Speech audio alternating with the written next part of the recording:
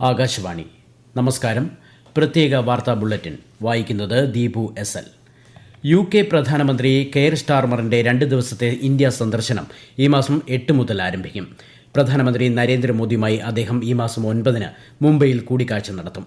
Vision 2035 ഭാഗമായി വിവിധ മേഖലകളിലെ ഇന്ത്യ UK സമഗ്ര തന്ത്രപരമായ പങ്കാളിത്തം സംബന്ധിച്ച് ഇരുവരും ചർച്ച ചെയ്യും.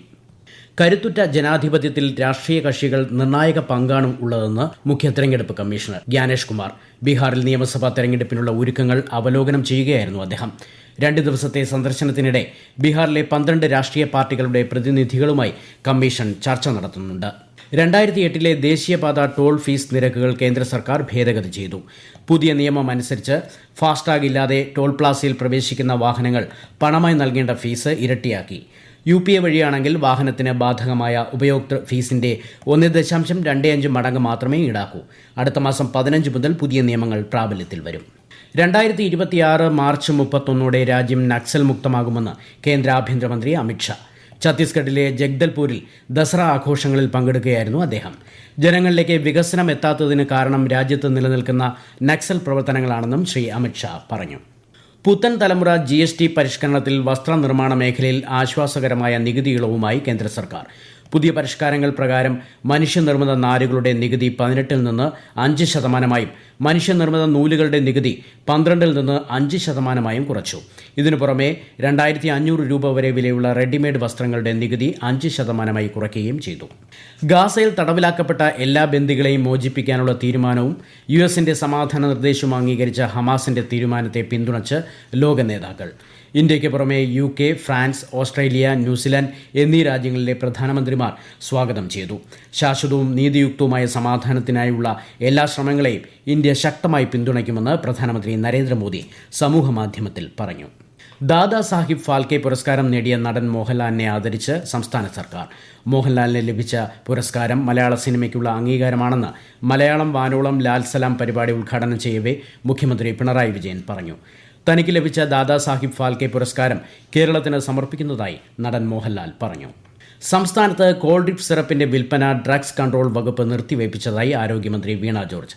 പ്രശ്നം കണ്ടെത്തിയ ബാച്ചിന്റെ വിൽപ്പന നടത്തിയിട്ടില്ലെന്ന് സംസ്ഥാന ഡ്രഗ്സ് കൺട്രോൾ വകുപ്പിന്റെ പ്രാഥമിക അന്വേഷണത്തിൽ കണ്ടെത്തിയിട്ടുണ്ട്. എങ്കിലും സുരക്ഷയെ കരുതിയാണ് മരുന്നിന്റെ വിതരണവും വിൽപ്പനയും പൂർണ്ണമായും നിർത്തിവെക്കുന്നതെന്നും ആരോഗ്യമന്ത്രി അറിയിച്ചു. 2025 ജൂലൈയിൽ നടത്തിയ അഖിലേന്ത്യാ ട്രേഡ് ടെസ്റ്റിൽ കേരളത്തിന്റെ വിജയം അഭിമാനകരമെന്ന് മന്ത്രി വി ശിവൻകുട്ടി. ഇന്ത്യയിലെ ഏറ്റവും മികച്ച വൊക്കേഷണൽ ട്രെയിനിങ്ങും തൊഴിലവസരങ്ങളും ഉറപ്പുവരുത്തുന്നതിൽ കേരളം മുന്നിലാണെന്നും അദ്ദേഹം പറഞ്ഞു. ശബരിമലയിലെ സ്വർണം പൂശിയ പാളിയുടെ അറ്റകുറ്റപ്പണികളുമായി ബന്ധപ്പെട്ട വിഷയത്തിൽ സമഗ്ര അന്വേഷണം വേണമെന്ന് ഹൈക്കോടതിയോട് ആവശ്യപ്പെടുമെന്ന് തിരുവിതാംകൂർ ദേവസ്വം ബോർഡ്. അറ്റകുറ്റപ്പണികൾക്കായി ചെന്നൈയിലേക്ക് കൊണ്ടുപോയത് എല്ലാ മാനദണ്ഡങ്ങളും പാലിച്ചാണെന്നും ദേവസ്വം ബോർഡ് അറിയിച്ചു. അതേസമയം സംഭവത്തിൽ അന്വേഷണം വേണമെന്നും അല്ലാത്തപക്ഷം UDF ശക്തമായ പ്രക്ഷോഭത്തിലേക്ക് കടക്കുമെന്നും പ്രതിപക്ഷ നേതാവ് VD സതീശൻ അറിയിച്ചു. ഇത്തരം കുറ്റകൃത്യങ്ങൾ അന്വേഷിക്കേണ്ടത് സ്വതന്ത്ര അധികാരമുള്ള ഏജൻസികളാണെന്ന് BJP സംസ്ഥാന അധ്യക്ഷൻ രാജീവ് ചന്ദ്രശേഖർ പറഞ്ഞു. കേരളത്തിൽ വരും ദിവസങ്ങളിൽ ശക്തമായ മഴയ്ക്ക് സാധ്യത എന്ന് കേന്ദ്ര കാലാവസ്ഥാ വകുപ്പ്. പത്തനംതിട്ട, ഇടുക്കി ജില്ലകളിൽ നാളെയും മറ്റന്നാളും മഞ്ഞ ജാഗ്രതാ നിർദ്ദേശം നൽകിയിട്ടുണ്ട്. പത്തനംതിട്ടയിൽ പേവിഷബാധയിട്ട് വീട്ടമ്മ മരിച്ചു. മണ്ണാറമല സ്വദേശി കൃഷ്ണമ്മയാണ് മരിച്ചത്. തിരുവനായുടെ കടിയേറ്റതിനെ തുടർന്ന് പത്തനംതിട്ട ജനറൽ ആശുപത്രിയിൽ വാക്സിൻ സ്വീകരിച്ചിരുന്നെങ്കിലും ചികിത്സയിലിരിക്കെ മരിക്കുകയായിരുന്നു. കോഴിക്കോട് ജില്ലയിലെ എലത്തൂർ നിയോജക മണ്ഡലത്തിൽ കൂടെയുണ്ട് കരുത്തായി കരുതലായി പരാതി പരിഹാര അദാലത്ത് നടന്നു. പരാതികളിൽ തീരുമാനം വൈകുന്നത് ഒഴിവാക്കിയെന്ന ലക്ഷ്യത്തോടെയാണ് അദാലത്ത് സംഘടിപ്പിക്കുന്നതെന്ന് മന്ത്രി AK ശശീന്ദ്രൻ പറഞ്ഞു. കേന്ദ്ര സർക്കാരിന്റെ അമൃത് പദ്ധതിയിൽ ഉൾപ്പെടുത്തി കണ്ണൂർ കോർപ്പറേഷൻ നിർമ്മിച്ച മൾട്ടി ലെവൽ കാർ പാർക്കിംഗ് സംവിധാനം പ്രവർത്തന സജ്ജമായി. ഈ മാസം 20 മുമ്പ് ഇത് ജനങ്ങൾക്കായി തുറന്നു നൽകും. മുതലപ്പൊഴി അഴിമുഖത്തെ മണൽ നീക്കുന്ന പ്രവൃത്തികൾ 2 മാസത്തിനുള്ളിൽ പൂർത്തിയാക്കുമെന്ന് തിരുവനന്തപുരം ജില്ലാ കളക്ടർ. സംസ്ഥാന ന്യൂനപക്ഷ കമ്മീഷൻ സ്വമേധയെടുത്ത കേസിലാണ് റിപ്പോർട്ട് സമർപ്പിച്ചത്. ഓസ്ട്രേലിയയിൽ നടക്കുന്ന ഏകദിന 2020 പരമ്പരയിലേക്കുള്ള ഇന്ത്യൻ ടീമിനെ പ്രഖ്യാപിച്ചു. ശുഭ്മാൻ ഗില്ലാണ് ഇന്ത്യയുടെ പുതിയ ഏകദിന ക്യാപ്റ്റൻ. രോഹിത് ശർമ്മയും വിരാട് കോഹ്ലിയും ടീമിലുണ്ട്. ഇന്ത്യ വെസ്റ്റ് ഇൻഡീസ് 1ാം ക്രിക്കറ്റ് ടെസ്റ്റിൽ ഇന്ത്യയ്ക്ക് ഉജ്ജ്വല വിജയം. അഹമ്മദാബാദിലെ നരേന്ദ്രമോദി സ്റ്റേഡിയത്തിൽ നടന്ന മത്സരത്തിൽ വെസ്റ്റ് ഇൻഡീസിനെ ഇന്നിംഗ്സിനും 140 റൺസിനുമാണ് ഇന്ത്യ പരാജയപ്പെടുത്തിയത്. 2 മത്സരങ്ങളുള്ള പരമ്പരയിൽ ഇന്ത്യ 1-0 മുന്നിലെത്തി.